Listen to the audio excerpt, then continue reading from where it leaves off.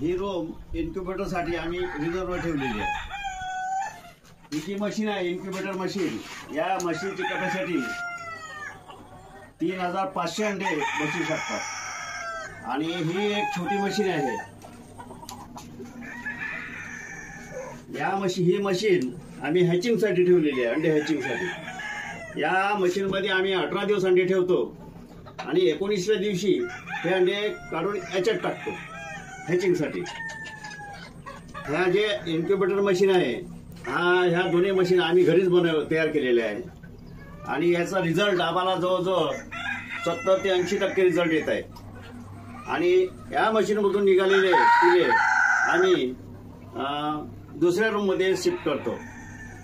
आमच्या सर्व कोंबड्या नैसर्गिक खात असल्यामुळे त्यांच्या अंड्याची क्वालिटी एकदम उत्तम राहते, त्यांचे पिल्यांची तब्येत पण सुदृढ राहते।